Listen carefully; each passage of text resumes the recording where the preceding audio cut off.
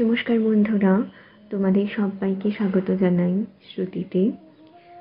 তোমরা কেমন আছো আমাকে জানিও কমেন্টের মাধ্যমে। আর সেই সঙ্গে তোমরা কী ধরনের গল্প বা উপন্যাস শুনতে চাইছো, তোমাদের পছন্দটাও কিন্তু আমাকে জানিও। আমি সেখান থেকেও পাঠ নির্বাচন করে অবশ্যই নিয়ে আসবো।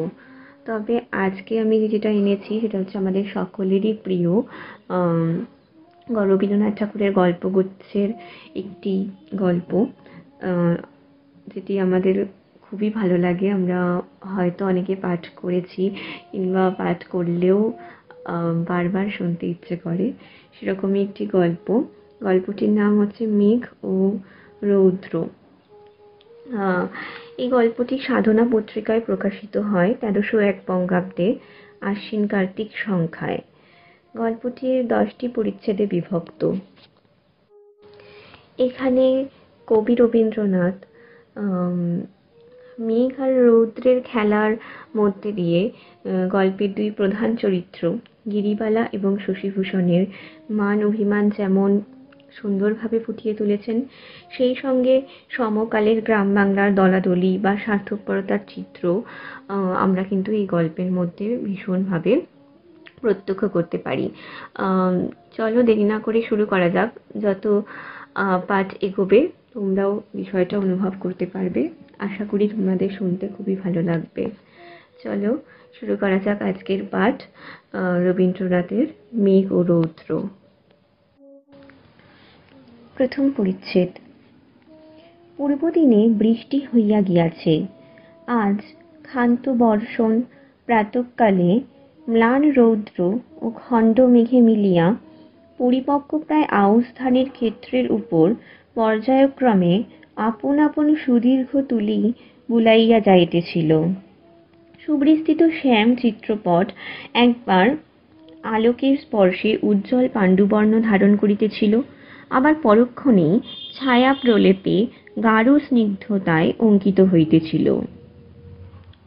যখন সমস্ত আকাশ রঙ্গভূমিতে মেঘ এবং রৌদ্র দুইটি মাত্র অভিনেতা আপন আপন অংশ অভিনয় করিতেছিল, তখন নিম্নে সংসার রঙ্গভূমিতে কত স্থানে কত অভিনয় চলিতেছিল তাহার আর সংখ্যা নাই।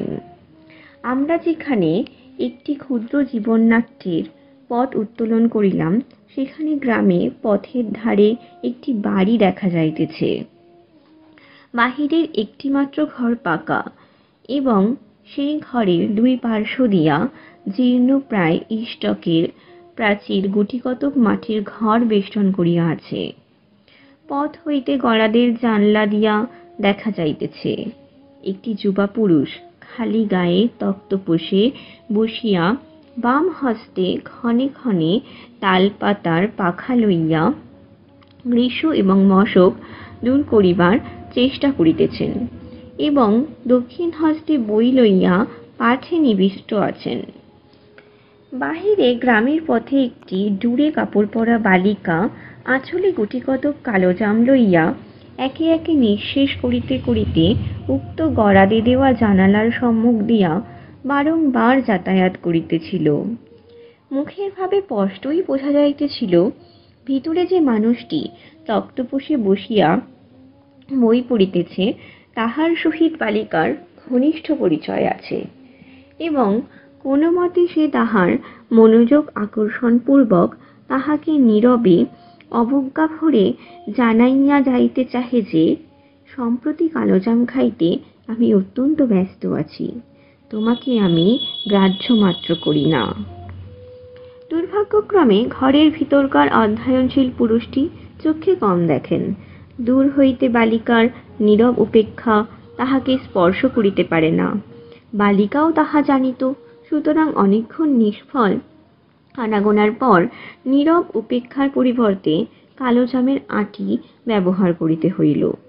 অন্ধের নিকটে অভিমানের বিশুদ্ধতা রক্ষা করা এতই দুরূহ। যখন ক্ষণে ক্ষণে দুই চারিটা কঠিন আঁটি যেন দৈবক্রমে বিক্ষিপ্ত হইয়া কাঠের দরজার উপর ঠক করিয়া শব্দ করিয়া উঠিল, তখন পাঠরত পুরুষটি মাথা তুলিয়া চাহিয়া দেখিল। মায়াবিনী বালিকা তাহা জানিতে পারিয়া দ্বিগুণ নিবিষ্টভাবে অঞ্চল হইতে দংশনযোগ্য সুপক্ক কালোজাম নির্বাচন করিতে প্রবৃত্ত হইল। পুরুষটি ভ্রূকুঞ্চিত করিয়া বিশেষ চেষ্টা সহকারে নিরীক্ষণপূর্বক বালিকাকে চিনিতে পারিল এবং বই রাখিয়া জানালার কাছে উঠিয়া দাঁড়াইয়া হাস্যমুখে ডাকিল, গিরিবালা। গিরিবালা অবিচলিতভাবে নিজের অঞ্চলের মধ্যে জাম পরীক্ষা কার্যে সম্পূর্ণ অভিনিবিষ্ট থাকিয়া মৃদু গমনে আপন মনে এক এক পা করিয়া চলিতে লাগিল। তখন ক্ষীণ দৃষ্টি যুবা পুরুষের বুঝিতে বাকি রহিল না যে কোনো একটি অজ্ঞানকৃত অপরাধের দণ্ডবিধান হইতেছে। তাড়াতাড়ি বাহিরে আসিয়া কহিলেন, কই, আজ আমাকে জাম দিলে না? গিরিবালা সে কথা কানে না আনিয়া বহু অন্বেষণ ও পরীক্ষায় একটি জাম মনোনীত করিয়া অত্যন্ত নিশ্চিন্ত মনে খাইতে আরম্ভ করিল। এই জামগুলি গিরিবালাদের বাগানের জাম এবং যুবা পুরুষের দৈনিক বরাদ্দ। কি জানি সে কথা কিছুতেই আজ গিরিবালার স্মরণ হইল না। তাহার ব্যবহারে প্রকাশ পাইল যে এগুলি সে একমাত্র নিজের জন্যই আহরণ করিয়াছে, কিন্তু নিজের বাগান হইতে ফল পাড়িয়া পরের দরজার সম্মুখে আসিয়া ঘটা করিয়া খাইবার কি অর্থ পরিষ্কার বুঝা গেল না। তখন পুরুষটি কাছে আসিয়া তাহার হাত ধরিল। গিরিবালা প্রথমটা আঁকিয়া বাঁকিয়া হাত ছাড়াইয়া চলিয়া যাইবার চেষ্টা করিল। তাহার পরে সহসা অশ্রুজলে ভাসিয়া কাঁদিয়া উঠিল এবং আঁচলের জাম ভূতলে ছড়াইয়া ফেলিয়া দিয়া ছুটিয়া চলিয়া গেল। সকাল বেলাকার চঞ্চল রৌদ্র এবং চঞ্চল মেঘ বৈকালে শান্ত ভাব ধারণ করিয়াছে।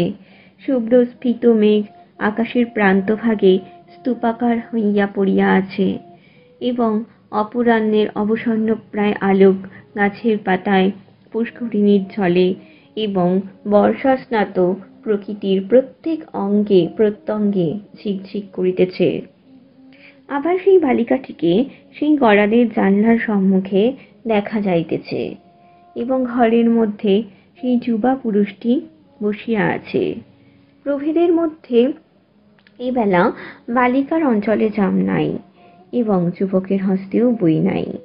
তদাপেক্ষা গুরুতর এবং নিগুড় প্রভেদও কিছু কিছু ছিল। এবেলাও বালিকা কি বিশেষ আবশ্যকে সেই বিশেষ স্থানে আসিয়া ইতস্তত করিতেছে বলা কঠিন। আর যাহাই আবশ্যক থাক, ঘরের ভিতরকার মানুষটির সহিত আলাপ করিবার যে আবশ্যক আছে, ইহা কোনো মতেই বালিকার ব্যবহারে প্রকাশ পায় না। বরঞ্চ বোধ হইল সে দেখিতে আসিয়াছে সকালবেলায় যে জামগুলা ফেলিয়া গেছে, বিকালবেলায় তাহার কোনোটার অঙ্কুর বাহির হইয়াছে কিনা।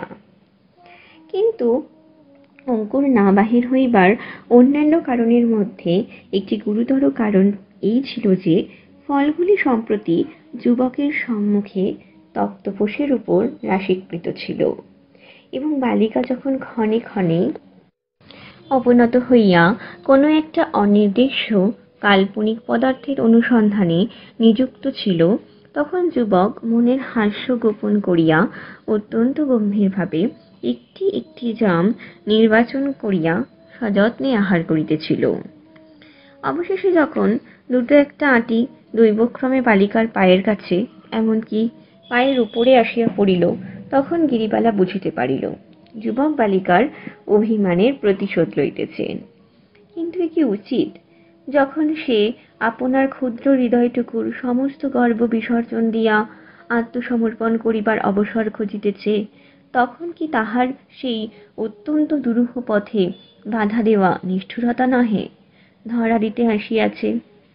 এই কথাটা ধরা পড়িয়া বালিকা যখন ক্রমশ আরক্তিম হইয়া পলায়নের পথ অনুসন্ধান করিতে লাগিল, তখন যুবক বাহিরে আসিয়া তাহার হাত ধরিল। সকালবেলাকার মতো এই বেলাও বালিকা আঁকিয়া বাঁকিয়া হাত ছাড়াইয়া পালাইবার বহু চেষ্টা করিল, কিন্তু কাঁদিল না, বরঞ্চ রক্তবর্ণ হইয়া ঘাড় বাঁকাইয়া উৎপীড়নকারীর পৃষ্ঠদেশে মুখ লুকাইয়া প্রচুর পরিমাণে হাসিতে লাগিল এবং যেন কেবলমাত্র বাহ্য আকর্ষণে নীত হইয়া পরাভূত বন্দীভাবে লৌহ গরাদে বেষ্টিত কারাগারের মধ্যে প্রবেশ করিল। আকাশে মেঘ রৌদ্রের খেলা যেমন সামান্য, ধরা প্রান্তে এই দুই প্রাণীর খেলাও তেমনই সামান্য, তেমনই ক্ষণস্থায়ী।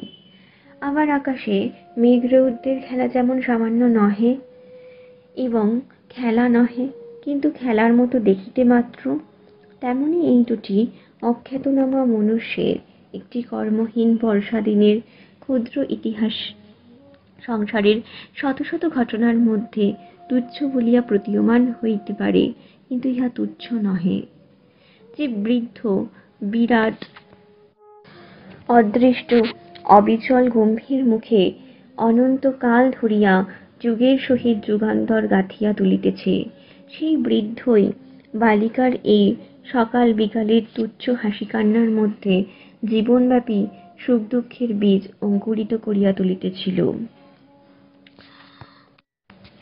তথাপি বালিকার এই অকারণ অভিমান বড়ই অর্থহীন বলিয়া বোধ হইল, কেবল দর্শকের কাছে নহে, এই ক্ষুদ্র নাট্যের প্রধান পাত্র উক্ত যুবকের নিকটেও। এই বালিকা কেন যে একদিন বা রাগ করে, একদিন বা অপরিমিত স্নেহ প্রকাশ করিতে থাকে, কোনোদিন বা দৈনিক বরাদ্দ বাড়াইয়া দেয়, কোনোদিন বা দৈনিক বরাদ্দ একেবারেই বন্ধ করে, তাহার কারণ খুঁজিয়া পাওয়া সহজ নহে। এক একদিন সে যেন তাহার সমস্ত কল্পনা, ভাবনা এবং নৈপুণ্য একত্র করিয়া যুবকের সন্তোষ সাধনে প্রবৃত্ত হয়। আবার এক একদিন তাহার সমস্ত ক্ষুদ্র শক্তি, তাহার সমস্ত কাঠিন্য একত্র সংহত করিয়া তাহাকে আঘাত করিতে চেষ্টা করে। বেদনা দিতে না পারিলে তাহার কাঠিন্য দ্বিগুণ বাড়িয়া উঠে। কৃতকার্য হইলে সেই কাঠিন্য অনুতাপের অশ্রুজলে শতদা বিগলিত হইয়া অজস্র স্নেহধারায় প্রবাহিত হইতে থাকে। এই তুচ্ছ মেঘ রৌদ্র খেলার প্রথম তুচ্ছ ইতিহাস পরপরিচ্ছেদে সংক্ষেপে বিবৃত করা যাইতেছে। দ্বিতীয় পরিচ্ছেদ। গ্রামের মধ্যে আর সকলেই দলাদলি, চক্রান্ত, ইক্ষুর চাষ, মিথ্যা মকদ্দমা এবং পাঠের কারবার লইয়া থাকিত। ভাবের আলোচনা এবং সাহিত্য চর্চা করিত কেবল শশীভূষণ এবং গিরিবালা।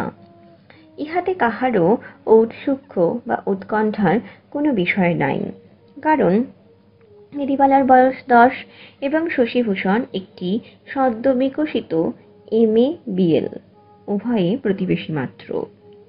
গিরিবালার পিতা হরকুমার এককালে নিজ গ্রামের পত্তনিদার ছিলেন, এখন দুরবস্থায় পড়িয়া সমস্ত বিক্রয় করিয়া তাহাদের বিদেশী জমিদারের নায়েবি পদ গ্রহণ করিয়াছেন। যে পরগনায় তাহাদের বাস সেই পরগনারই নায়েবি, সুতরাং তাহাকে জন্মস্থান হইতে নড়িতে হয় না। শশীভূষণ MA পাস করিয়া আইন পরীক্ষায় উত্তীর্ণ হইয়াছেন, কিন্তু কিছুতেই কোনো কর্মে ফিরিলেন না। লোকের সঙ্গে মেশা বা সভাস্থলে দুটো কথা বলা, সেও তাহার দ্বারা হইয়া ওঠে না। চোখে কম দেখেন বলিয়া চেনা লোককে চিনতে পারেন না এবং সেই কারণেই ভ্রু কুঞ্চিত করিয়া দৃষ্টিপাত করিতে হয়। লোকে সেটাকে ঔদ্ধত্য বলিয়া বিবেচনা করে। কলিকাতায় জনসমুদ্রের মধ্যে আপন মনে একলা থাকা শোভা পায়, কিন্তু পল্লীগ্রামে সেটা বিশেষ স্পর্ধার মতো দেখিতে হয়। শশীভূষণের বাপ যখন বিস্তর চেষ্টায় পরাস্ত হইয়া অবশেষে তাহার অকর্মণ্য পুত্রটিকে পল্লীতে তাহাদের সামান্য বিষয় রক্ষা কার্যে নিয়োগ করিলেন, তখন শশীভূষণকে পল্লীবাসীদের নিকট হইতে বিস্তর উৎপীড়ন, উপহাস এবং লাঞ্ছনা সইতে হইয়াছিল। লাঞ্ছনার আরও একটা কারণ ছিল, শান্তিপ্রিয় শশীভূষণ বিবাহ করিতে সম্মত ছিলেন না। কন্যাদায়গ্রস্ত পিতামাতাগণ তাহার এই অনিচ্ছাকে দুঃসহ অহংকার জ্ঞান করিয়া কিছুতেই ক্ষমা করিতে পারিতেন না। শশীভূষণের উপর যতই উপদ্রব হইতে লাগিল, শশীভূষণ ততই আপন বিবরের মধ্যে অদৃশ্য হইতে লাগিলেন একটি কোণের ঘরে তক্তপোশের উপর কতকগুলি বাঁধানো ইংরেজি বই লইয়া বসিয়া থাকিতেন। যখন যেটা ইচ্ছা হইত পাঠ করিতেন। এই তো ছিল তার কাজ। বিষয় কি করিয়া রক্ষা হইত তাহা বিষয়ই জানে।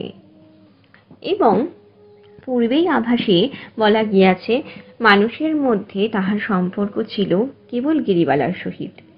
গিরিবালার ভাইরা স্কুলে যাইত এবং ফিরিয়া আসিয়া মূঢ় ভগিনীটিকে কোনোদিন জিজ্ঞাসা করিত, পৃথিবীর আকার কিরূপ? কোনোদিন বা প্রশ্ন করিত, সূর্য বড় না পৃথিবী বড়? সে যখন ভুল বলিত তখন তাহার প্রতি বিপুল অবজ্ঞা দেখাইয়া ভ্রম সংশোধন করিত। সূর্য পৃথিবী অপেক্ষা বৃহৎ, এই মতটা যদি গিরিবালার নিকট প্রমাণাভাবে অসিদ্ধ বলিয়া বোধ হইত এবং সেই সন্দেহ যদি সে সাহস করিয়া প্রকাশ করিত, তবে তাহার ভাইরা তাহাকে দ্বিগুণ উপেক্ষা ভরে কহিত, ইস, আমাদের বইয়ে লেখা আছে, আর তুই? ছাপার বইয়ে এমন কথা লেখা আছে শুনিয়া গিরিবালা সম্পূর্ণ নিরুত্তর হইয়া যাইত। দ্বিতীয় আর কোনো প্রমাণ তাহার নিকট আবশ্যক বোধ হইত না। কিন্তু তাহার মনে মনে বড় ইচ্ছা করিত সেও দাদাদের মতো বই লইয়া পড়ে। কোনো কোনো দিন সে আপন ঘরে বসিয়া কোনো একটা বই খুলিয়া বিড়বিড় করিয়া পড়ার ভান করিত এবং অনর্গল পাতা উল্টাইয়া যাইত। ছাপার কালো কালো ছোট ছোট অপরিচিত অক্ষরগুলি কি যেন এক মহা রহস্যশালার সিংহদ্বারে দলে দলে সার বাঁধিয়া স্কন্ধের উপরে ইকার ঐকার রেফ উঁচাইয়া পাহারা দিত। গিরিবালার কোনো প্রশ্নের কোনোই উত্তর করিত না। কথামালা তাহার ব্যাঘ্র শৃগাল অশ্বগর্ধবের একটি কথাও কৌতূহল কাতর বালিকার নিকট ফাঁস করিত না এবং আখ্যান মঞ্জুরি তাহার সমস্ত আখ্যানগুলি লইয়া মৌনব্রতের মতো নীরবে চাহিয়া থাকিত। গিরিবালা তাহার ভাইদের নিকট পড়া শিখিবার প্রস্তাব করিয়াছিল, কিন্তু তাহার ভাইরা সে কথায় কর্ণপাত মাত্র করে নাই। একমাত্র শশীভূষণ তার সহায় ছিল। গিরিবালার নিকট কথামালা এবং আখ্যান মঞ্জুরি যেমন দুর্ভেদ্য রহস্যপূর্ণ ছিল, শশীভূষণও প্রথম প্রথম অনেকটা সেই রূপ ছিল। লোহার গড়াদে দেওয়া রাস্তার ধারের ছোট বসিবার ঘরটিতে যুবক একাকী তক্তপোশের উপর পুস্তকে পরিবৃত হইয়া বসিয়া থাকিত। গিরিবালা ঘরাদে ধরিয়া বাহিরে দাঁড়াইয়া অবাক হইয়া এই নতপৃষ্ঠ পাঠ নিবিষ্ট অদ্ভুত লোকটিকে নিরীক্ষণ করিয়া দেখিত। পুস্তকের সংখ্যা তুলনা করিয়া মনে মনে স্থির করিত, শশীভূষণ তাহার ভাইদের অপেক্ষা অনেক বেশি বিদ্বান। তদপেক্ষা বিস্ময়জনক ব্যাপার তাহার নিকট আর কিছুই ছিল না। কথামালা প্রভৃতি পৃথিবীর প্রধান প্রধান পাঠ্যপুস্তকগুলি শশীভূষণ যে নিঃশেষপূর্বক পাঠ করিয়া ফেলিয়াছে এই বিষয়ে তাহার সন্দেহ মাত্র ছিল না। সেই জন্য শশীভূষণ যখন পুস্তকের পাতা উল্টাইত, সে স্থিরভাবে দাঁড়াইয়া তাহার জ্ঞানের অবধি নির্ণয় করিতে পারিত না। অবশেষে এই বিস্ময়মগ্ন বালিকাটি ক্ষীণ দৃষ্টি শশীভূষণেরও মনোযোগ আকর্ষণ করিল। শশীভূষণ একদিন একটা ঝকঝকে বাঁধানো বই খুলিয়া বলিল, গিরিবালা, ছবি দেখবি আয়। গিরিবালা তৎক্ষণাৎ দৌড়াইয়া পালাইয়া গেল। কিন্তু পরদিন সে পুনরায় জুড়ে কাপড় পরিয়া সেই গরাদের বাহিরে দাঁড়াইয়া সেইরূপ গম্ভীর মৌন মনোযোগের সহিত শশীভূষণের অধ্যয়ন কার্য নিরীক্ষণ করিয়া দেখিতে লাগিল। শশীভূষণ সেদিনও ডাকিল এবং সেদিনও সে বেণী দোলাইয়া ঊর্ধ্বশ্বাসে ছুটিয়া পলাইল। এইরূপে তাহাদের পরিচয়ের সূত্রপাত হইয়া ক্রমে যখন ঘনিষ্ঠতর হইয়া উঠিল এবং কখন যে বালিকা গরাদের বাহির হইতে শশীভূষণের ঘরের মধ্যে প্রবেশ করিল, তাহার তক্তপোশের উপর বাঁধানো পুস্তক স্তূপের মধ্যে স্থান পাইল, ঠিক সেই তারিখটা নির্ণয় করিয়া দিতে ঐতিহাসিক গবেষণার আবশ্যক। শশীভূষণের নিকট গিরিবালার লেখাপড়ার চর্চা আরম্ভ হইল। শুনিয়া সকলে হাসিবেন, এই মাস্টারটি তাহার ক্ষুদ্র ছাত্রীটিকে কেবল যে অক্ষর, বানান এবং ব্যাকরণ শিখাইত তাহা নহে, অনেক বড় বড় কাব্য তর্জমা করাইয়া শুনাইত এবং তাহার মতামত জিজ্ঞাসা করিত। বালিকা কি বুঝিত তাহা অন্তর্যামিনী জানেন, কিন্তু তাহার ভালো লাগিত তাহাতে সন্দেহ নাই। সে বোঝা না বোঝায় মিশাইয়া আপন বাল্য হৃদয়ে নানা অপরূপ কল্পনা চিত্র আঁকিয়া লইত। নীরবে চক্ষু বিস্ফারিত করিয়া মন দিয়া শুনিত।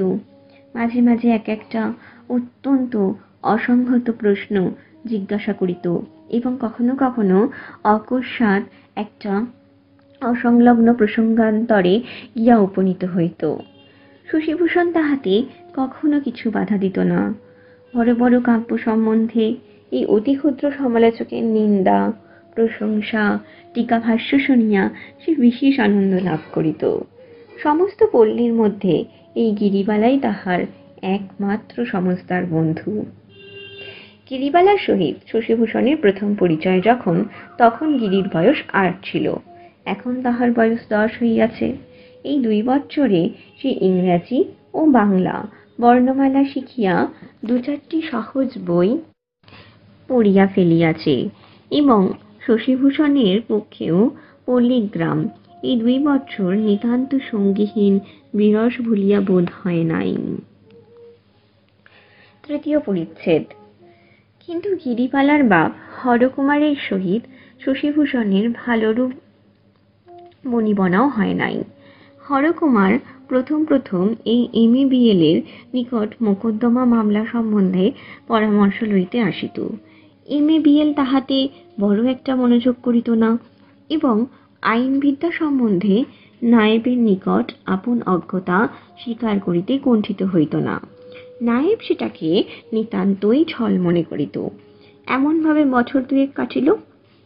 সম্প্রতি একটা অবাধ্য প্রজাকে শাসন করা আবশ্যক হইয়াছে। নায়েব মহাশয় তাহার নামে ভিন্ন ভিন্ন জেলায় ভিন্ন ভিন্ন অপরাধ ও দাবিতে নালিশ রুজু করিয়া দিবার অভিপ্রায় প্রকাশ করিয়া পরামর্শের জন্য শশীভূষণকে কিছু বিশেষ পীড়াপিড়ি করিয়া ধরিলেন। শশীভূষণ পরামর্শ দেওয়া দূরে থাক, শান্ত অথচ দৃঢ়ভাবে হরকুমারকে এমন গুটি 2-4 কথা বলিলেন যাহা তাহার কিছুমাত্র মিষ্টবোধ হইল না। এদিকে আবার প্রজার নামে একটি মকদ্দমাতেও হরকুমার জিতিতে পারিলেন না। তাহার মনে দৃঢ় ধারণা হইল শশীভূষণ উক্ত হতভাগ্য প্রজার সহায় ছিল। তিনি প্রতিজ্ঞা করিলেন এমন লোককে গ্রাম হইতে অবিলম্বে তাড়াইতে হইবে। শশীভূষণ দেখিলেন তাহার ক্ষেতের মধ্যে গরু প্রবেশ করে, তাহার কলাইয়ের খোলায় আগুন লাগিয়া যায়, তাহার সীমানা লইয়া বিবাদ বাধে, তাহার প্রজারা সহজে খাজনা দেয় না এবং উল্টিয়া তাহার নামে মিথ্যা মকদ্দমা আনিবার উপক্রম করে, এমনকি সন্ধ্যার সময় পথে বাহির হইলে তাহাকে মারিবে এবং রাত্রে তাহার বসত বাটিতে আগুন লাগাইয়া দিবে, এমন সকল জনশ্রুতিও শোনা যাইতে লাগিল। অবশেষে শান্তিপ্রিয় নিরীহ প্রকৃতি শশীভূষণ গ্রাম ছাড়িয়া কলিকাতায় পালাইবার আয়োজন করিলেন। যাত্রার উদ্যোগ করিতেছেন এমন সময় গ্রামে জয়েন্ট ম্যাজিস্ট্রেট সাহেবের তাঁবু পড়িল। বরকন্দাজ কনস্টেবল, খানসামা, কুকুর, ঘোড়া, সহিস, ম্যাথরে সমস্ত গ্রাম চঞ্চল হইয়া উঠিল। ছেলের দল ব্যাঘ্রের অনুবর্তী শৃগালের পালের ন্যায় সাহেবের আড্ডার নিকটে শঙ্কিত কৌতূহল সহকারে ঘুরিতে লাগিল। নায়েব মহাশয় যথারীতি আতিথ্য শিরে খরচ লিখিয়া সাহেবের মুরগি, ঠান্ডা, ঘৃত, দুগ্ধ যোগাইতে লাগিলেন। জয়েন্ট সাহেবের যে পরিমাণে খাদ্য আবশ্যক নায়েব মহাশয় তদপেক্ষা অনেক বেশি অক্ষুণ্ণ চিত্তে সরবরাহ করিয়াছিলেন। কিন্তু প্রাতঃকালে সাহেবের ম্যাথর আসিয়া যখন সাহেবের কুকুরের জন্য একেবারে 4 সের ঘৃত আদেশ করিয়া বসিল, তখন দুর্গ্রহবশত সেটা তাহার সহ্য হইল না। ম্যাথরকে উপদেশ দিলেন যে সাহেবের কুত্তা যদিচ দেশি কুকুরের অপেক্ষা অনেকটা ঘি বিনা পরিতাপে হজম করিতে পারে, তথাপি অত্যাধিক পরিমাণে স্নেহ পদার্থ তাহার স্বাস্থ্যের পক্ষে কল্যাণজনক নহে, তাহাকে কি দিলেন না। মেথর গিয়া সাহেবকে জানাইল যে কুকুরের জন্য মাংস কোথায় পাওয়া যাইতে পারে, ইহাই সে নাহেবের নিকট সন্ধান লইতে গিয়াছিল। কিন্তু সে জাতিতে মেথর বলিয়া নায়েব অবজ্ঞাপূর্বক তাহাকে সর্বলোক সমক্ষে দূর করিয়া তাড়াইয়া দিয়াছে। এমনকি সাহেবের প্রতিও উপেক্ষা প্রদর্শন করিতে কুণ্ঠিত হয় নাই। একে ব্রাহ্মণের জাত্যভিমান সাহেব লোকের সহজেই অসহ্য বোধ হয়, তাহার উপর তাহার মেথরকে অপমান করিতে সাহস করিয়াছে। ইহাতে ধৈর্য রক্ষা করা তাহার পক্ষে অসম্ভব হইয়া উঠিল। তৎক্ষণাৎ চাপরাশিকে আদেশ করিলেন, বোলাও নায়েবকো। নায়েব কোম্পান্বিত কলেবরে দুর্গা নাম জপ করিতে করিতে সাহেবের তাম্বুর সম্মুখে খাড়া হইলেন। সাহেব তাম্বু হইতে মচমচ শব্দে বাহির হইয়া আসিয়া নায়েবকে উচ্চকণ্ঠে বিজাতীয় উচ্চারণে জিজ্ঞাসা করিলেন, তুমি কি কারণ বশত আমার মেঠরকে দূর করিয়াছ? হরকুমার শশব্যস্ত হইয়া করজোড়ে জানাইলেন, সাহেবের মেথরকে দূর করিতে পারেন এমন স্পর্ধা কখনোই তাহার সম্ভবে না। তবে কিনা কুকুরের জন্য একেবারে 40 ঘি চাহিয়া বসাতে প্রথমে তিনি উক্ত চতুষ্পদের মঙ্গলার্থে মৃদুভাবে আপত্তি প্রকাশ করিয়া পরে ঘৃত সংগ্রহ করিয়া আনিবার জন্য ভিন্ন ভিন্ন স্থানে লোক পাঠাইয়াছেন। সাহেব জিজ্ঞাসা করিলেন, কাহাকে পাঠানো হইয়াছে এবং কোথায় পাঠানো হইয়াছে? হরকুমার তৎক্ষণাৎ যেমন মুখে আসিল নাম করিয়া দিলেন। সেই নামীয় লোকগণ সেই গ্রামে ঘৃত আনিবার জন্য গিয়াছে কিনা সন্ধান করিতে অতি সত্বর লোক পাঠাইয়া দিয়া সাহেব নায়েবকে তাম্বুতে বসাইয়া রাখিলেন। দূতগণ অপরাহ্নে ফিরিয়া আসিয়া সাহেবকে জানাইল, ঘৃত সংগ্রহের জন্য কেহ কোথাও যায় নাই। নায়েবের সমস্ত কথাই মিথ্যা এবং মেথর যে সত্য বলিয়াছে তাহাতে আর হাকিমের সন্দেহ রহিল না। তখন জয়েন্ট সাহেব ক্রোধে গর্জন করিয়া মেথরকে ঠাকিয়া কহিলেন, এই শ্যালকের কর্ণ ধরিয়া তাম্বুর চারিধারে ঘোড়দৌড় করাও। মেথর আর কাল বিলম্ব না করিয়া চতুর্দিকে লোকারণ্যের মধ্যে সাহেবের আদেশ পালন করিল। দেখিতে দেখিতে কথাটা ঘরে ঘরে রাষ্ট্র হইয়া গেল। হরকুমার গৃহে আসিয়া আহার ত্যাগ করিয়া মুমূর্ষুবৎ হরিয়া রহিলেন। জমিদারি কার্য উপলক্ষে নায়েবের শত্রু বিস্তর ছিল, তাহারা এই ঘটনায় অত্যন্ত আনন্দ লাভ করিল। কিন্তু কলিকাতায় গমনোদ্যত শশীভূষণ যখন এই সংবাদ শুনিলেন, তখন তাহার সর্বাঙ্গের রক্ত উত্তপ্ত হইয়া উঠিল। সমস্ত রাত্রি তাহার নিদ্রা হইল না। পরদিন প্রাতে তিনি হরকুমারের বাড়িতে গিয়া উপস্থিত হইলেন। হরকুমার তাহার হাত ধরিয়া ব্যাকুলভাবে কাঁদিতে লাগিলেন। শশীভূষণ কহিলেন, সাহেবের নামে মানহানির মকদ্দমা আনিতে হইবে, আমি তোমার উকিল হইয়া লড়িব।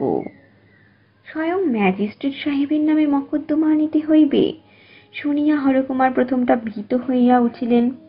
শশীভূষণ কিছুতেই ছাড়িলেন না। হরকুমার বিবেচনা করিতে সময় লইলেন, কিন্তু যখন দেখিলেন কথাটা চারদিকে রাষ্ট্র হইয়াছে এবং শত্রুগণ আনন্দ প্রকাশ করিতেছে, তখন তিনি আর থাকিতে পারিলেন না। শশীভূষণের শরণাপন্ন হইলেন, কহিলেন, বাপু, শুনিলাম তুমি অকারণে কলিকাতায় যাইবার আয়োজন করিতেছ। সে তো কিছুতেই হইতে পারিবে না। তোমার মতো একজন লোক গ্রামে থাকিলে আমাদের সাহস কত থাকে।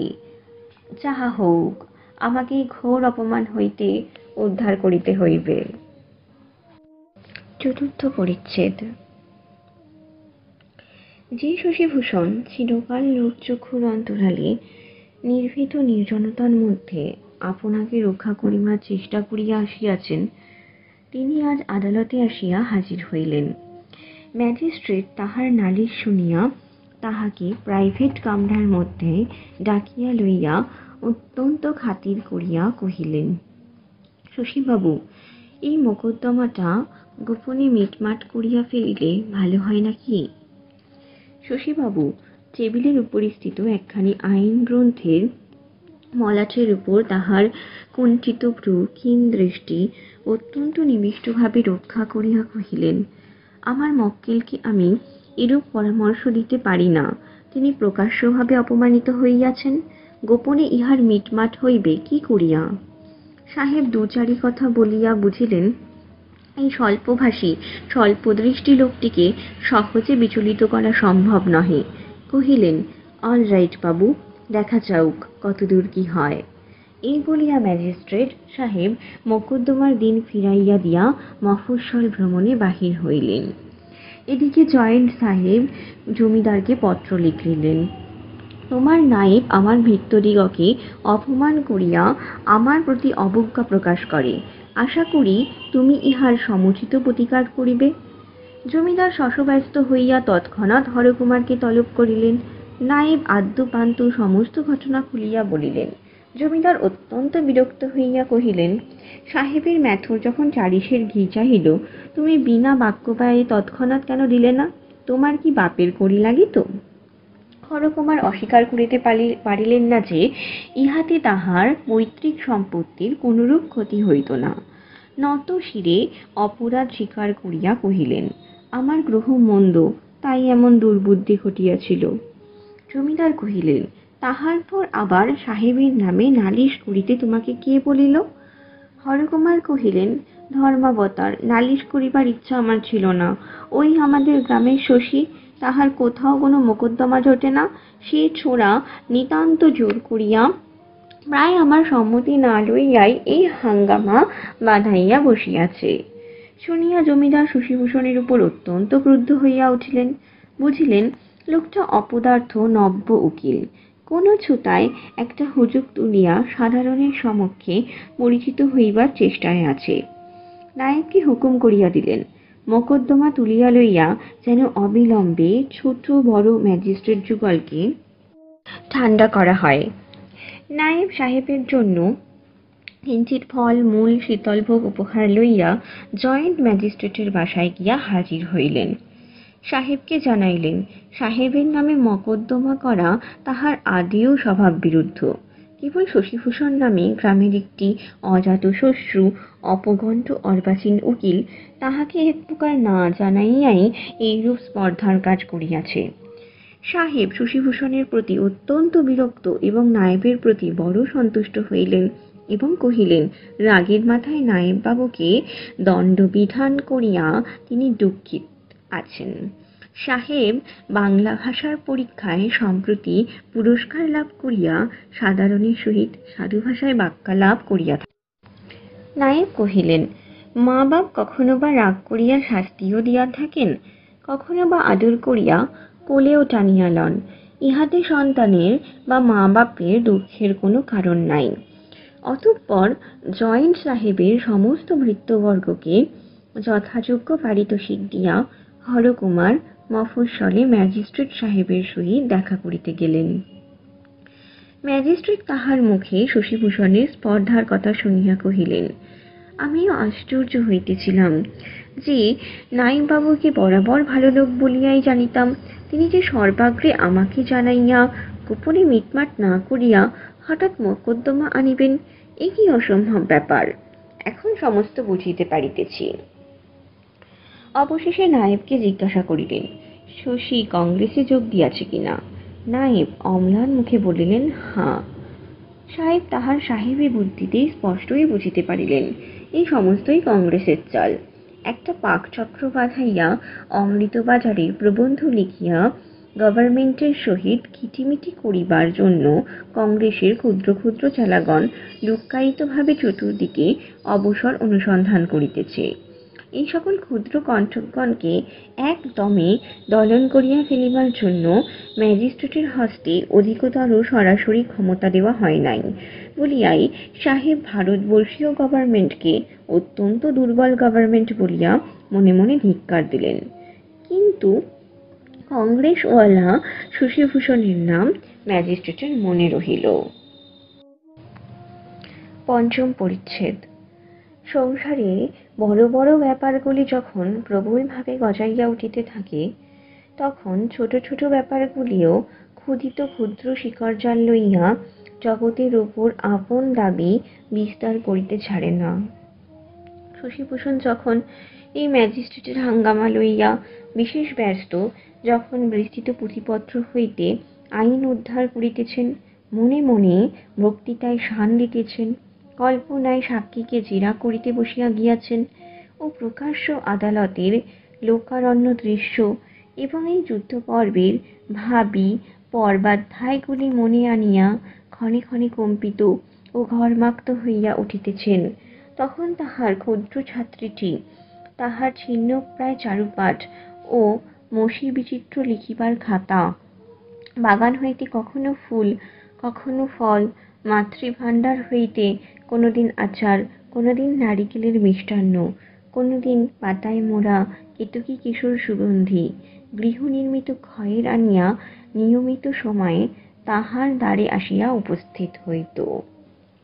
প্রথম দিন কতক দেখিল শশীভূষণ একখানা চিত্রহীন প্রকাণ্ড কঠোর মূর্তি গ্রন্থ খুলিয়া অন্যমনস্কভাবে পাতা উল্টাইতেছেন। সেটা যে মনোযোগ দিয়া পাঠ করিতেছেন তাহাও বোধ হইল না। অন্য সময়ে শশীভূষণ যে সকল গ্রন্থ পড়িতেন তাহার মধ্য হইতে কোনো না কোনো অংশ গিরিবালাকে বুঝাইবার চেষ্টা করিতেন, কিন্তু এই স্থূলকায় কালো মলাটের পুস্তক হইতে গিরিবালাকে শুনাইবার যোগ্য কি দুটো কথাও ছিল না। তা না থাক, তাই বলিয়া ওই বইখানা কি এতই বড় আর গিরিবালা কি এতই ছোট? প্রথমটা গুরুর মনোযোগ আকর্ষণের জন্য গিরিবালা সুর করিয়া বানান করিয়া বেণী সমেত দেহের উত্তরার্ধ সবেগে দুলাইতে দুলাইতে উচ্চ স্বরে আপনি পড়া আরম্ভ করিয়া দিল। দেখিল তাহাতে বিশেষ ফল হইল না। কালো মোটা বইখানার উপর মনে মনে অত্যন্ত চটিয়া গেল। ওটাকে একটা কুৎসিত কঠোর নিষ্ঠুর মানুষের মতো করিয়া দেখিতে লাগিল। ওই বইখানা যে গিরিবালাকে বালিকা বলিয়া সম্পূর্ণ অবজ্ঞা করে, তাহা যেন তাহার প্রত্যেক দুর্বোধ পাতা দুষ্ট মানুষের মুখের মতো আকার ধারণ করিয়া নীরবে প্রকাশ করিতে লাগিল। সেই বইখানা যদি কোনো চোরে চুরি করিয়া লইয়া যাইত, তবে সেই চোরকে সে তাহার মাতৃভাণ্ডারের সমস্ত কেয়াক্ষয়ের চুরি করিয়া পুরস্কার দিতে পারিত। সেই বইখানার বিনাশের জন্য সে মনে মনে দেবতার নিকট যে সকল অসঙ্গত ও অসম্ভব প্রার্থনা করিয়াছিল, তাহা দেবতারা শোনেন নাই এবং পাঠকদিগকেও শুনাইবার কোনো আবশ্যক দেখি না। তখন ব্যথিত হৃদয় বালিকা দুই একদিন চারুপাঠ হস্তে গুরুগৃহে গমন বন্ধ করিল এবং সেই দুই একদিন পরে এই বিচ্ছেদের ফল পরীক্ষা করিয়া দেখিবার জন্য সে অন্য ছলে শশীভূষণের গৃহ সম্মুখবর্তী পথে আসিয়া কটাক্ষপাত করিয়া দেখিল। শশীভূষণ সেই কালো বইখানা ফেলিয়া একাকী দাঁড়াইয়া হাত নাড়িয়া লোহার গরাদগুলোর প্রতি বিজাতীয় ভাষায় বক্তৃতা প্রয়োগ করিতেছেন। বোধ করি বিচারকের মন কেমন করিয়া গলাইবেন এই লোহাগুলার উপর তাহার পরীক্ষা হইতেছে। সংসারে অনভিজ্ঞ গ্রন্থবিহারী শশীভূষণের ধারণা ছিল যে পুরাকালে ডিমোস্থেনিস, সিসিরো, বার্ক, সেরিটন প্রমুখ বাগ্মীগণ বাক্য বলে যে সকল অসামান্য কার্য করিয়া গিয়াছেন, যেরূপ শব্দভেদী স্বরবর্ষণে অন্যায়কে ছিন্ন ভিন্ন, অত্যাচারকে লাঞ্ছিত এবং অহংকারকে ধূলিসাৎ করিয়া দিয়াছেন, আজিকার দোকানদারির দিনেও তাহা অসম্ভব নহে। প্রভুত্ব মদগর্বিত উদ্ধত ইংরাজকে কেমন করিয়া তিনি জগৎ সমক্ষে লজ্জিত ও অনুতপ্ত করিবেন, তিলকুচি গ্রামের জীর্ণ ক্ষুদ্র গৃহে দাঁড়াইয়া শশীভূষণ তাহারই চর্চা করিতেছিলেন। আকাশের দেবতারা শুনিয়া হাসিয়াছিলেন কি তাহাদের দেবচক্ষু অশ্রুসিক্ত হইতেছিল, তাহা কেহ বলিতে পারে না।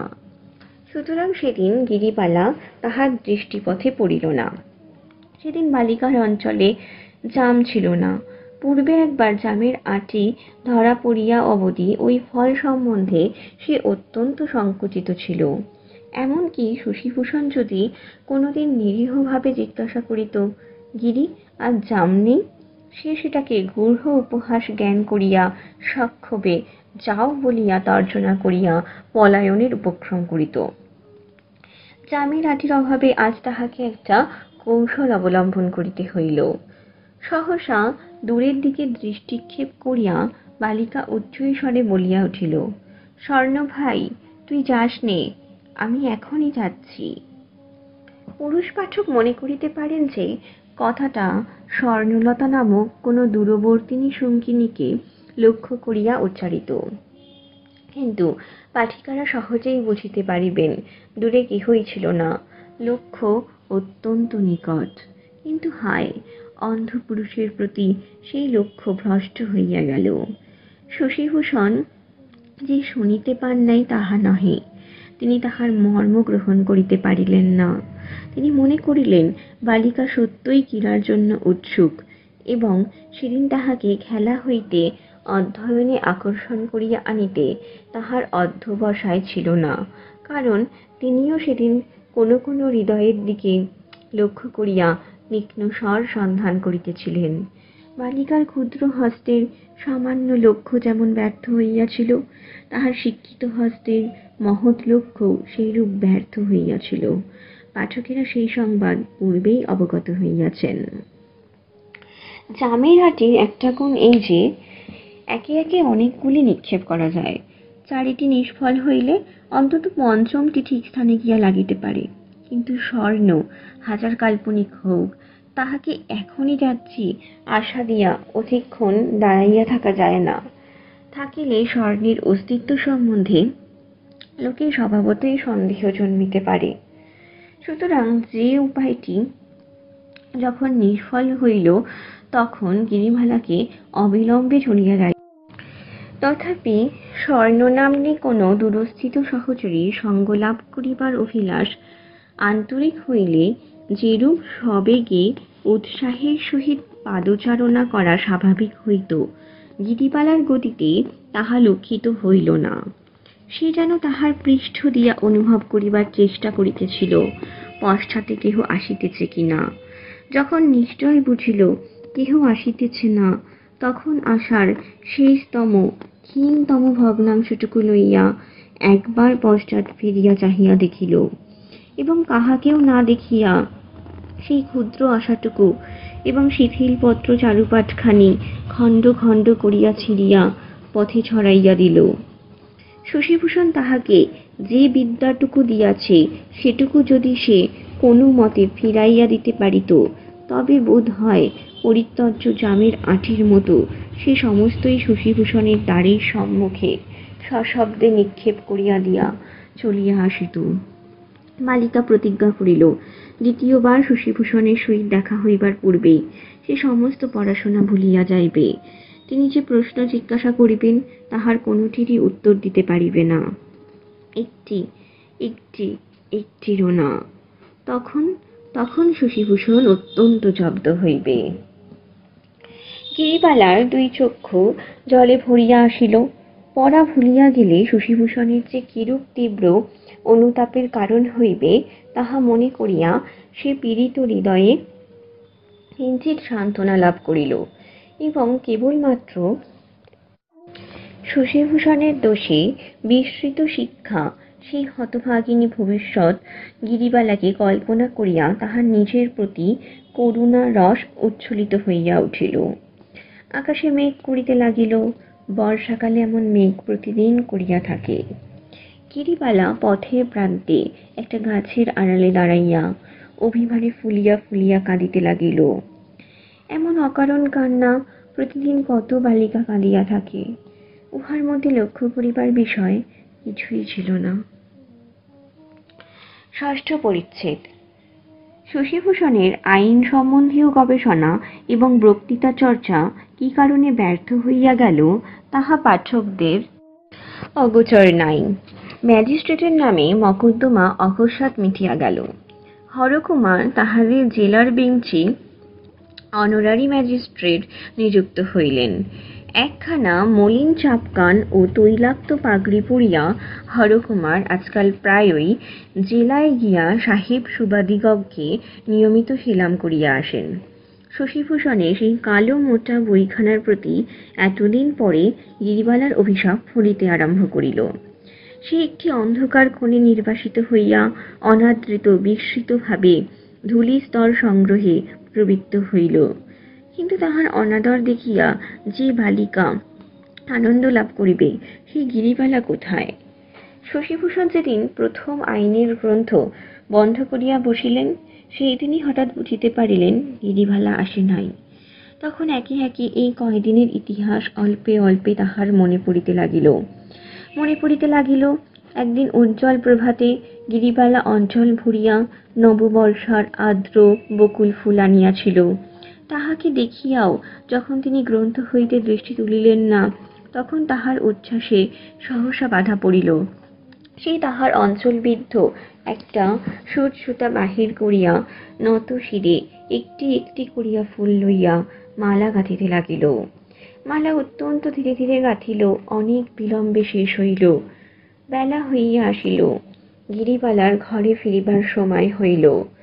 তথাপি শশীভূষণের পড়া শেষ হইল না। গিরিবালা মালাটা তক্তপোশের উপর রাখিয়া ম্লান ভাবে চলিয়া গেল। মনে পড়িল তাহার অভিমান প্রতিদিন কেমন করিয়া ঘনীভূত হইয়া উঠিল।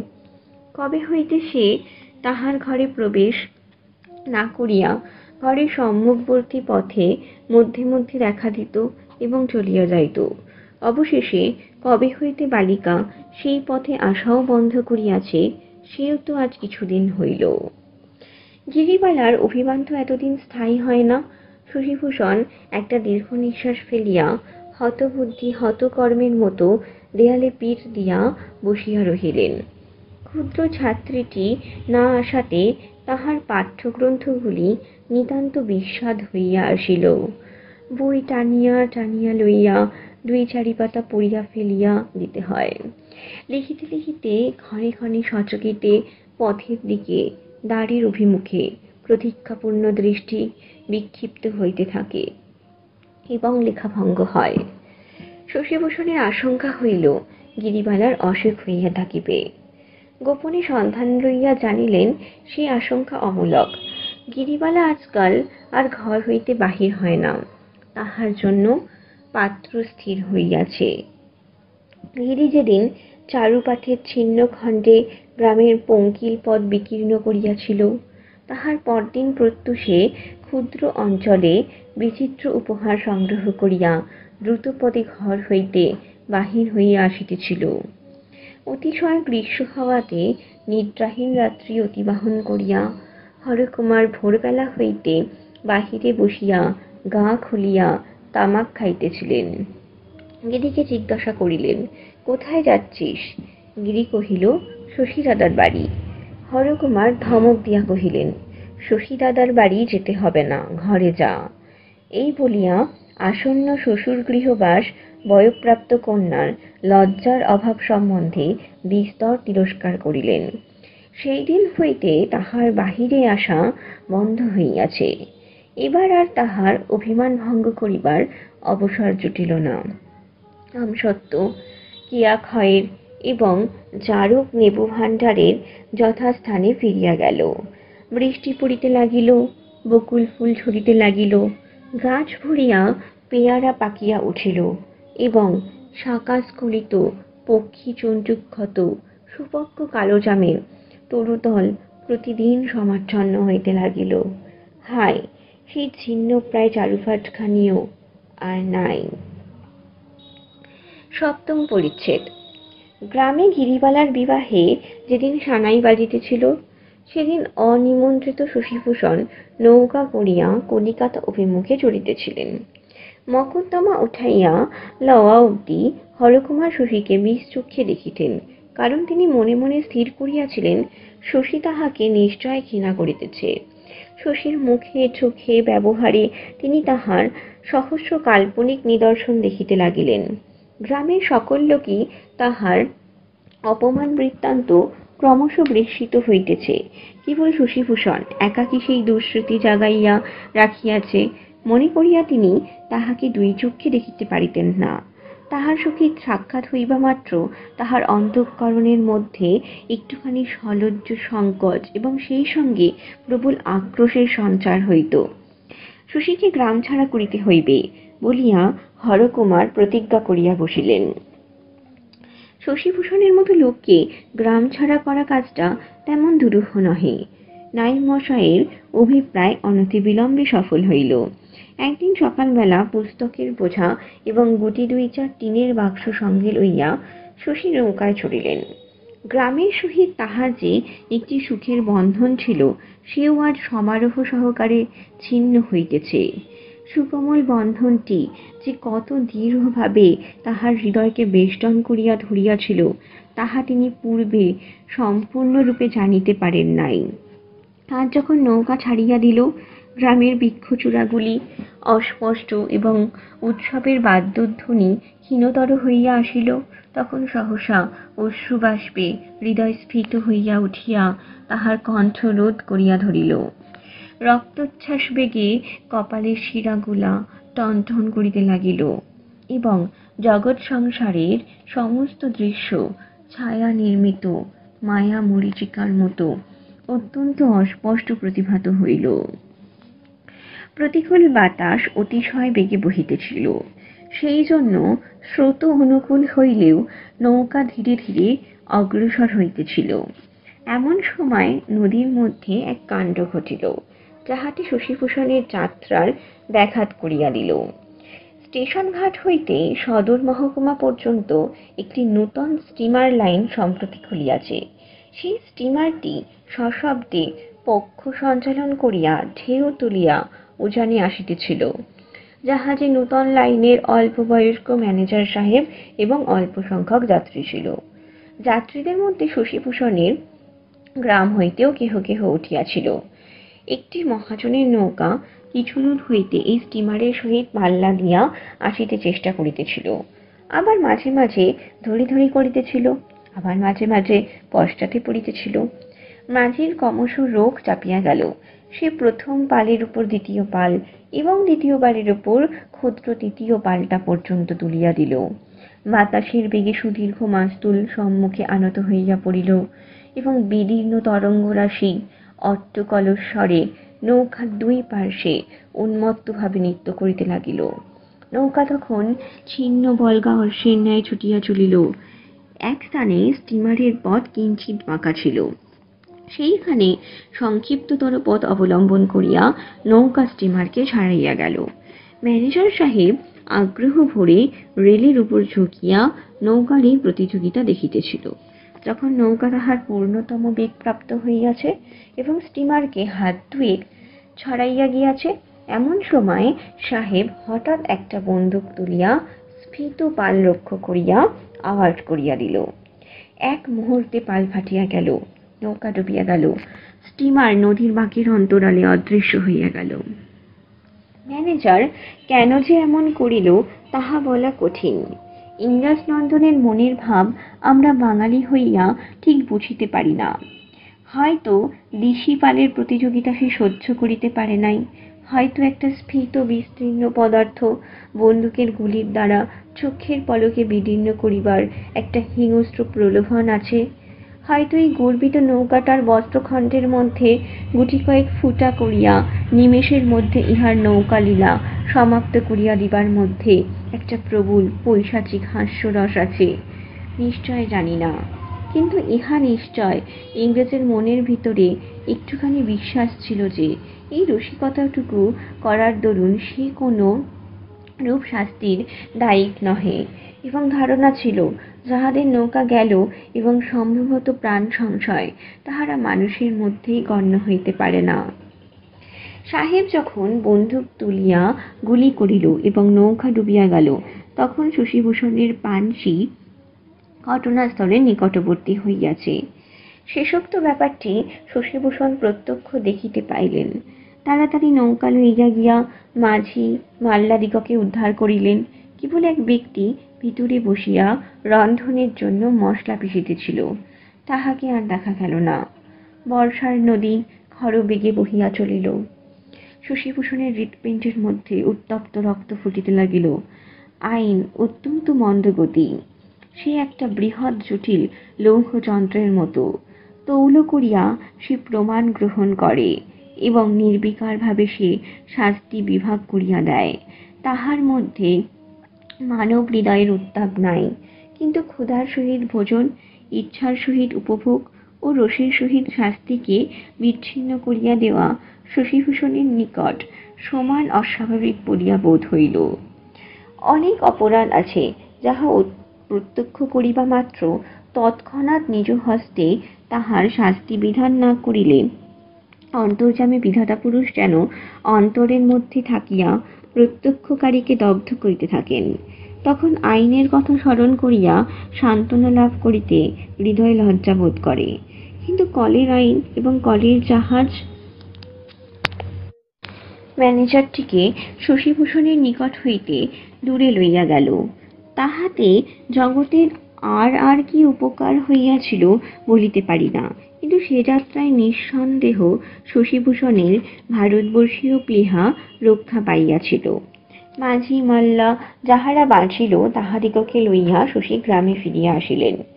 নৌকায় পাট বোঝাই ছিল, সেই পাট উদ্ধারের জন্য লোক নিযুক্ত করিয়া দিলেন এবং মাঝিকে ম্যানেজারের বিরুদ্ধে পুলিশে দরখাস্ত দিতে অনুরোধ করিলেন। মাঝি কিছুতেই সম্মত হয় না। সে বলিল, নৌকা তো মজিয়াছে, এক্ষণে নিজেকে মজাইতে পারিব না।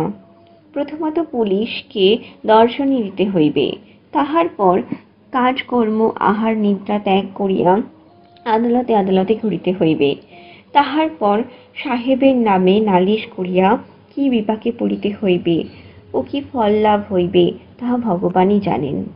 অবশেষে সে যখন জানিল শশীভূষণ নিজে উকিল, আদালত খরচাও তিনিই বহন করিবেন এবং মকদ্দমায় ভবিষ্যতে খেসারত পাইবার সম্পূর্ণ সম্ভাবনা আছে, তখন রাজি হইল।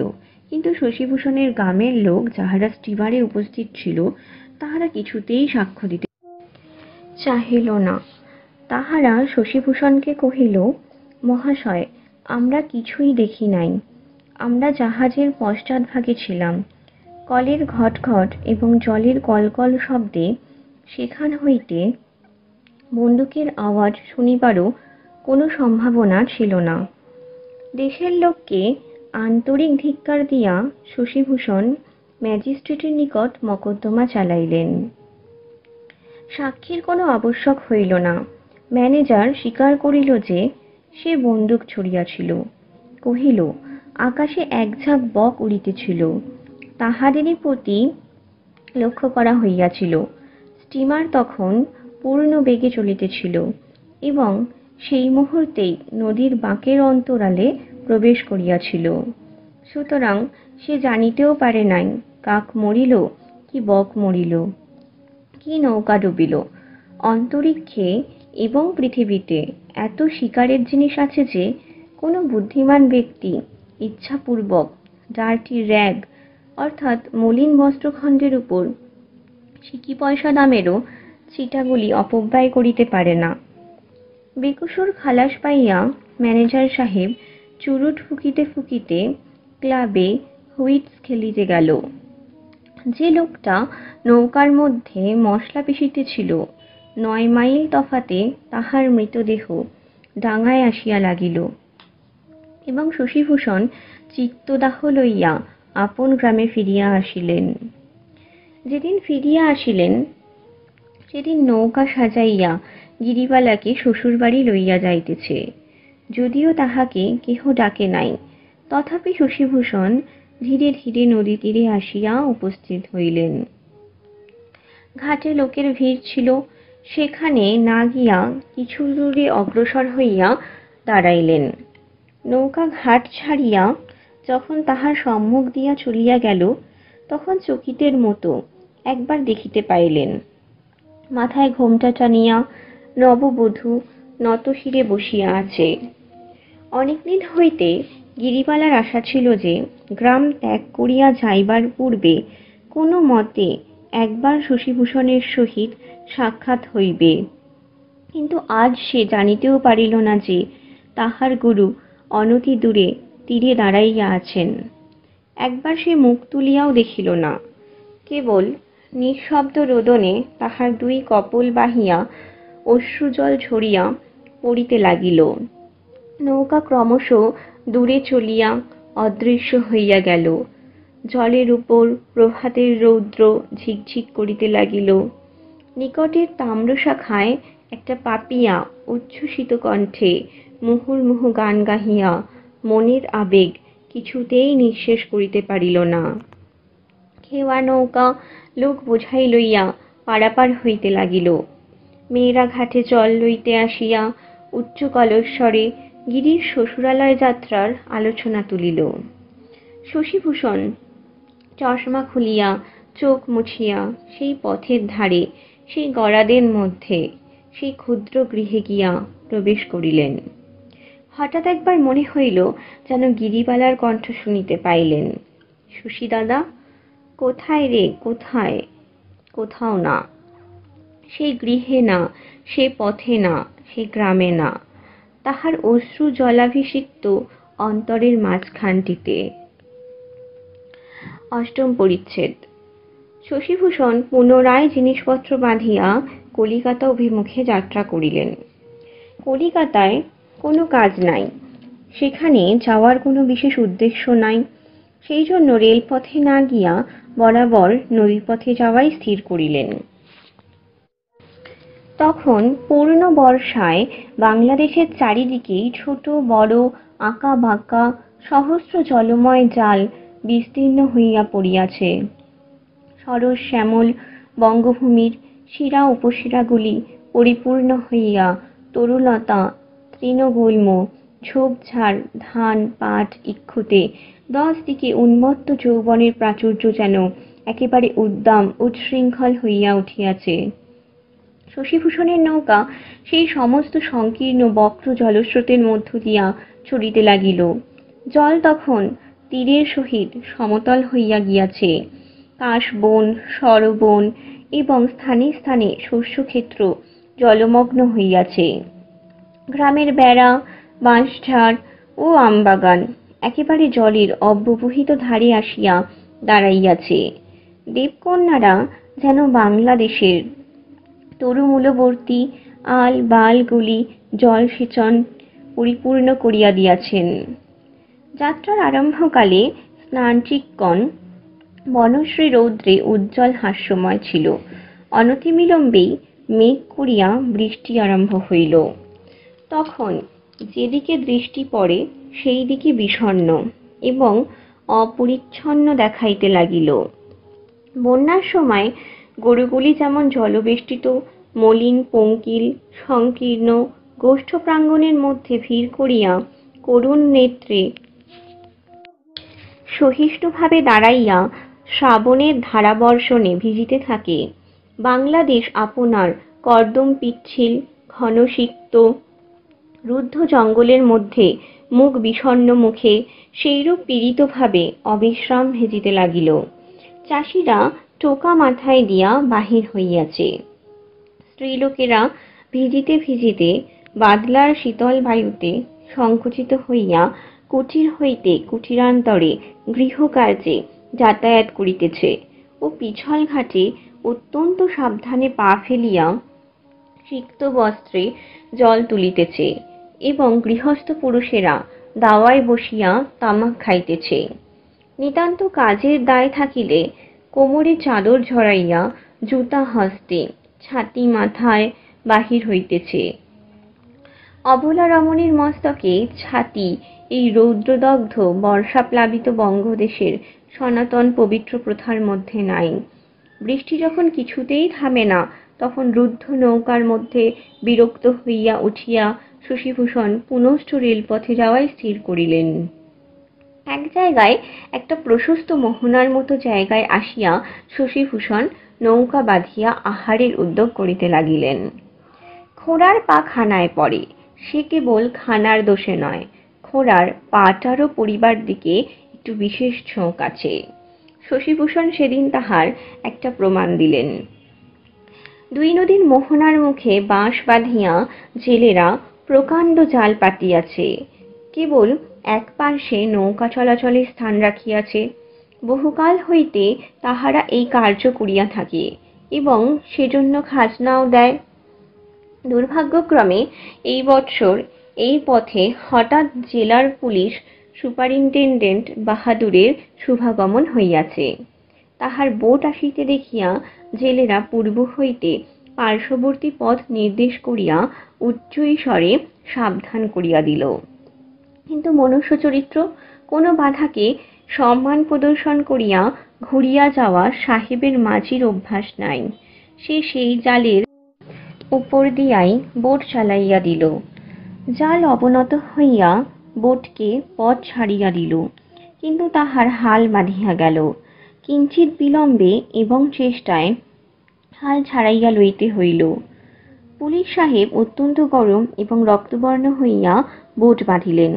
তাহার মূর্তি দেখিয়াই জেলে চারটে ঊর্ধ্বশ্বাসে পলায়ন করিল। সাহেব তাহার মাল্লাদিগকে জাল কাটিয়া ফেলিতে আদেশ করিলেন।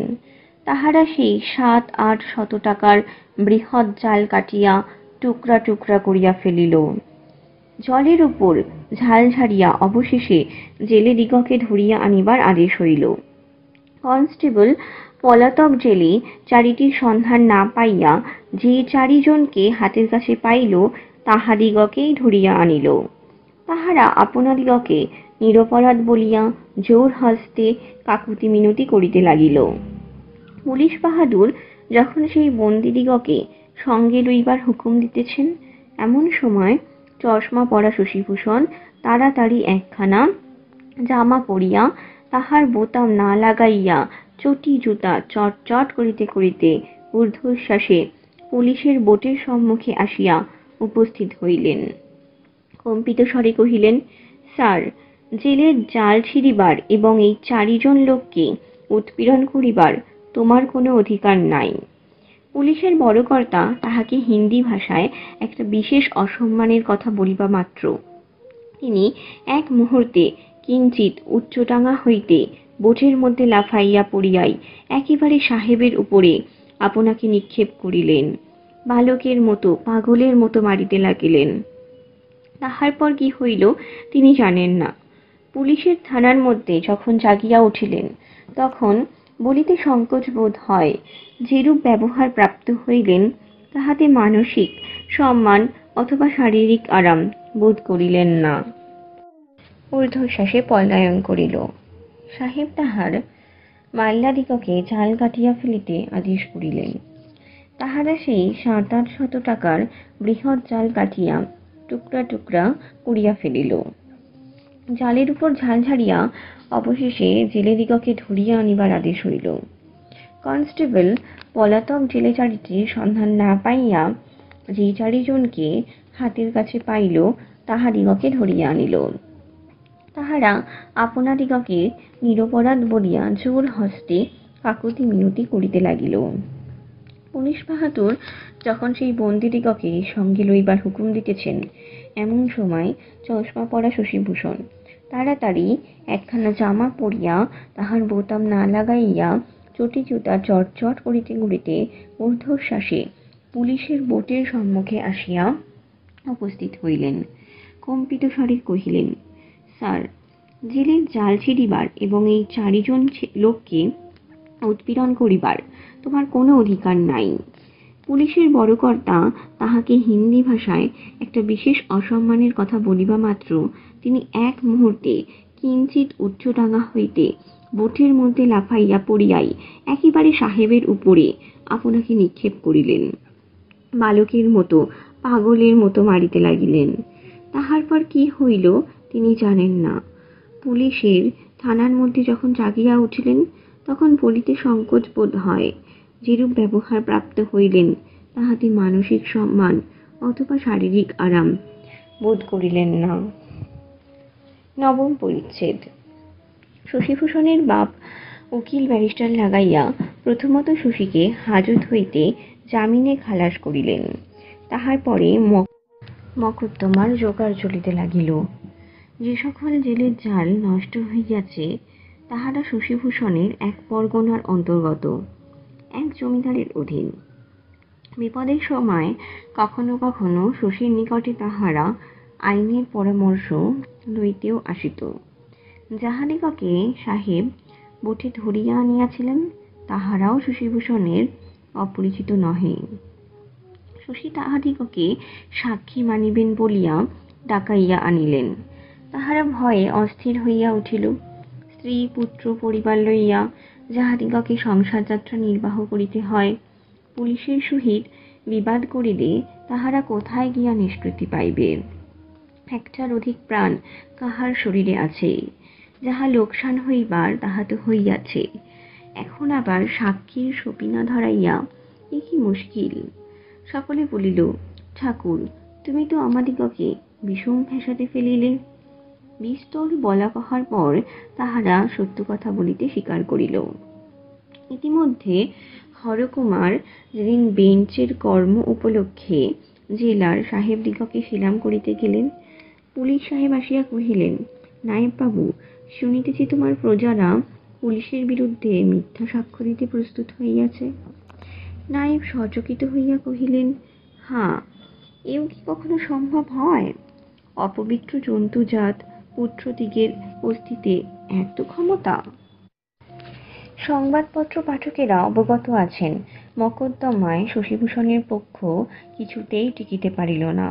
জেলেরা একে একে আসিয়া কহিল, পুলিশ সাহেব তাহাদের জাল কাটিয়া দেন নাই, বোটে ডাকিয়া তাহাদের নাম ধাম লিখিয়া লইতেছিলেন। কেবল তাহাই নহে, তাহার দেশস্থ গুটিচারিক পরিচিত লোক সাক্ষ্য দিল যে তাহারা সেই সময় ঘটনাস্থলে বিবাহের বরযাত্রা উপলক্ষে উপস্থিত ছিল। শশীভূষণ যে অকারণে অগ্রসর হইয়া পুলিশের পাহারাওয়ালাদের প্রতি উপদ্রব করিয়াছে তাহা তাহারা প্রত্যক্ষ দেখিয়াছে।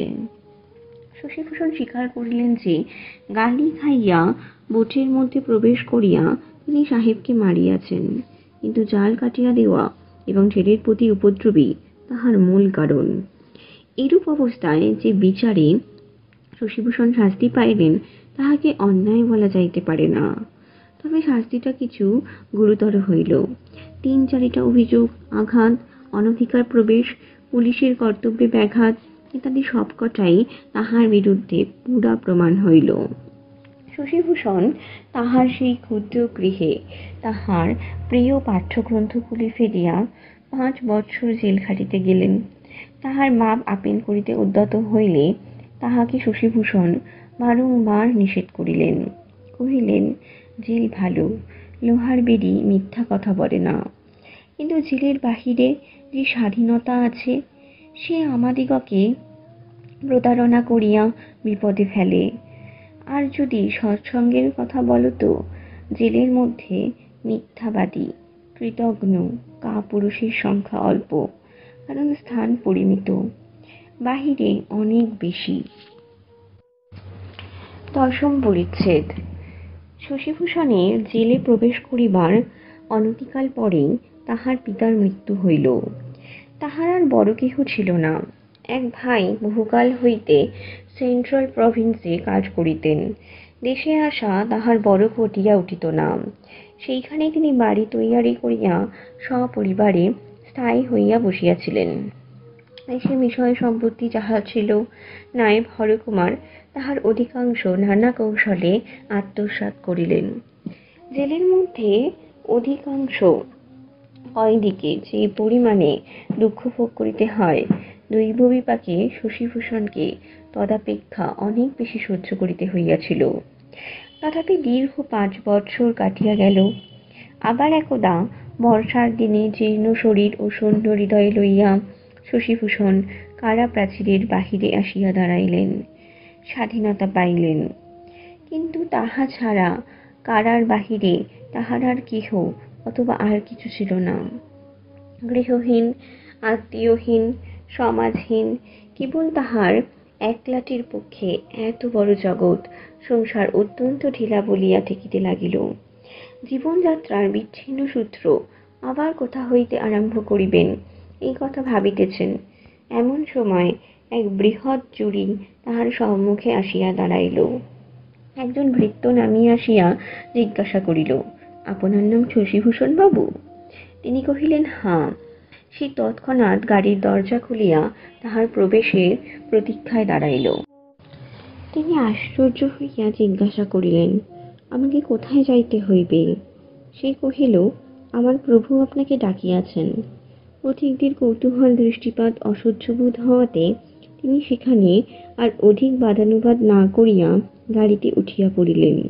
ভাবিলেন, নিশ্চয় ইহার মধ্যে একটা কিছু ভ্রম আছে, কিন্তু একটা কোনো দিকে তো চলিতে হইবে, না হয় এমনি করিয়া ভ্রম দিয়াই এই নতুন জীবনের ভূমিকা আরম্ভ হোক। সেদিনও মেঘ এবং রৌদ্র আকাশময় পরস্পরকে স্বীকার করিয়া ফিরিতেছিল। পথের প্রান্তবর্তী বর্ষার জলপ্লাবিত গাঢ় শ্যাম শস্যক্ষেত্র চঞ্চল ছায়ালোকে বিচিত্র হইয়া উঠিতেছিল। হাটের কাছে একটা বৃহৎ রথ পড়িয়াছিল এবং তাহার অদূরবর্তী মুদির দোকানে একদল বৈষ্ণব ভিক্ষুক গোপীযন্ত্র ও খোল করতাল যোগে গান গাহিতেছিল। এসো, এসো ফিরে এসো, নাথ হে ফিরে এসো, আমার ক্ষুধিত তৃষিত তাপিত চিত বধূ হে ফিরে এসো। গাড়ি অগ্রসর হইয়া চলিল। গানের পদ ক্রমে দূর হইতে দূরতর হইয়া কানে প্রবেশ করিতে লাগিল। ওগো নিষ্ঠুর, ফিরে এসো হে, আমার করুণ কোমল এসো। ওগো সজল জলস্নিগ্ধ কান্ত সুন্দর, ফিরে এসো।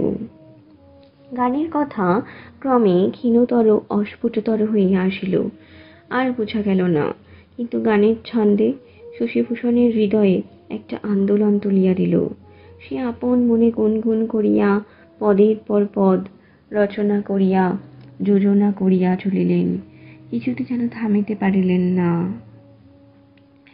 আমার নীতি সুখ, ফিরে এসো, আমার চির দুঃখ, ফিরে এসো, আমার সব সুখ দুঃখ মন্থন ধন অন্তরে ফিরে এসো, আমার চিরবাঞ্ছিত এসো, আমার চিরসঞ্চিত এসো।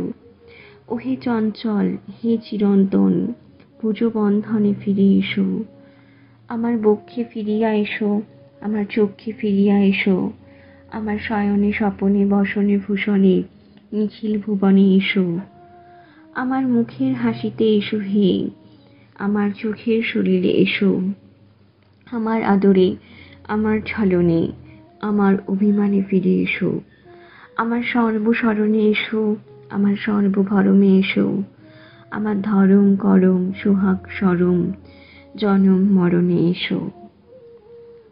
গাড়ি যখন একটি প্রাচীর বেষ্টিত উদ্যানের মধ্যে প্রবেশ করিয়া একটি দ্বিতল অট্টালিকার সম্মুখে থামিল, তখন শশিভূষণের গান থামিল। তিনি কোনো প্রশ্ন না করিয়া ভৃত্যের নির্দেশক্রমে বাড়ির মধ্যে প্রবেশ করিলেন। যে ঘরে আসিয়া বসিলেন সেই ঘরে চারিদিকে বড় বড় কাঁচের আলমারিতে বিচিত্র বর্ণের বিচিত্র মলাটের সারি সারি বই সাজানো। সেই দৃশ্য দেখিবা মাত্র তাহার পুরাতন জীবন দ্বিতীয়বার কারামুক্ত হইয়া বাহির হইল। এই সোনার জলে অঙ্কিত নানা বর্ণে রঞ্জিত বইগুলি আনন্দলোকের মধ্যে প্রবেশ করিবার সুপরিচিত রত্নখচিত সিংহদ্বারের মতো তাহার নিকটে প্রতিভাত হইল। টেবিলের উপরেও কি কতকগুলি ছিল। শশিভূষণ তাহার ক্ষীণ দৃষ্টি লইয়া চুকিয়া পুড়িয়া দেখিলেন। একখানি বিদীর্ণ স্লেট, তাহার উপরে গুটি কয়েক পুরাতন খাতা, একখানি ছিন্নপ্রায় ধারাপাত কথামালা এবং একখানি কাশিরাম দাসের মহাভারত। স্লেটের কাঠের ফ্রেমের উপর শশিভূষণের হস্তাক্ষরে কালি দিয়া খুব মোটা করিয়া লেখা গিরিবালা দেবী। খাতা ও বইগুলির উপরেও ওই এক হস্তাক্ষরে এক নাম লিখিত। শশিভূষণ কোথায় আসিয়াছেন বুঝিতে পারিলেন। তাহার বক্ষের মধ্যে রক্তস্রোত তরঙ্গিত হইয়া উঠিল। মুক্ত বাতায়ন দিয়া বাহিরে চাহিলেন, সেখানে কি চক্ষে পড়িল? সেই ক্ষুদ্র গড়াতে দেওয়া ঘর, সেই অসমতল গ্রাম্য পথ, সেই দূরে কাপড় পরা ছোট মেয়েটি এবং সেই আপনার শান্তিময় নিশ্চিন্ত নির্ভীত জীবনযাত্রা। সেই দিনকার সেই সুখের জীবন কিছুই অসামান্য বা অত্যধিক নহে। দিনের পর দিন ক্ষুদ্র কাজে ক্ষুদ্র সুখে অজ্ঞাতসারে কাটিয়া যাইত, এবং তাহার নিজের অধ্যয়ন কার্যের মধ্যে একটি বালিকা ছাত্রীর অধ্যাপন কার্য তুচ্ছ ঘটনার মধ্যেই গণ্য ছিল। কিন্তু গ্রাম্য প্রান্তের সেই নির্জন দিন যাপন, সেই ক্ষুদ্র শান্তি, সেই ক্ষুদ্র সুখ, সেই ক্ষুদ্র বালিকার ক্ষুদ্র মুখখানি সমস্তই যেন স্বর্গের মতো দেশ কালের বহির্ভূত এবং আয়ত্তের অতীত রূপে কেবল আকাঙ্ক্ষা রাজ্যের কল্পনা ছায়ার মধ্যে বিরাজ করিতে লাগিল। সেই দিনকার সেই সমস্ত ছবি এবং স্মৃতি আজিকার এই বর্ষা ম্লান প্রভাতের আলোকের সহিত এবং মনের মধ্যে মৃদু গুঞ্জিত সেই কীর্তনের গানের সহিত জড়িত মিশ্রিত হইয়া এক প্রকার সঙ্গীতময় জ্যোতির্ময় অপূর্ব রূপ ধারণ করিল। সেই জঙ্গলে বেষ্টিত কর্দমাক্ত সংকীর্ণ গ্রাম পথের মধ্যে সেই অনাদৃত ব্যথিত বালিকার অভিমান মলিন মুখের শেষ স্মৃতিটি যেন বিধাতা বিরচিত এক অসাধারণ আশ্চর্য অপরূপ অতি গভীর অতি বেদনা পরিপূর্ণ স্বর্গীয় চিত্রের মতো তাহার মানসপটে প্রতিফলিত হইয়া উঠিল। তাহারই সঙ্গে কীর্তনের করুণ সুর বাজিতে লাগিল, এবং মনে হইল যেন সেই পল্লী বালিকার মুখে সমস্ত বিশ্ব হৃদয়ের এক অনির্বচনীয় দুঃখ আপনার ছায়া নিক্ষেপ করিয়াছে। শশীভূষণ দুই বাহুর মধ্যে মুখ লুকাইয়া সেই টেবিলের উপর সেই স্লেট বহি খাতার উপর মুখ রাখিয়া অনেককাল পরে অনেক দিনের স্বপ্ন দেখিতে লাগিলেন। অনেকক্ষণ পরে মৃদু শব্দে সচকিত হইয়া মুখ তুলিয়া দেখিলেন তাহার সম্মুখে রূপার থালায় ফল মূল মিষ্টান্ন রাখিয়া গিরিমালা অদূরে দাঁড়াইয়া নীরবে অপেক্ষা করিতেছিল। তিনি মস্তক তুলিতে নীলাভরণা শুভ্র বসনা বিধবা বেস্তারিণী গিরিমালা তাহাকে নতজানু হইয়া ভূমিষ্ঠ প্রণাম করিল। বিধবা উঠিয়া দাঁড়াইয়া যখন শীর্ণ মুখ ম্লান বর্ণ ভগ্ন শরীর শশীভূষণের দিকে সকরুণ স্নিগ্ধ নেত্রে চাহিয়া দেখিল, তখন তাহার দুই চক্ষু ঝরিয়া দুই কপোল বহিয়া অশ্রু পড়িতে লাগিল।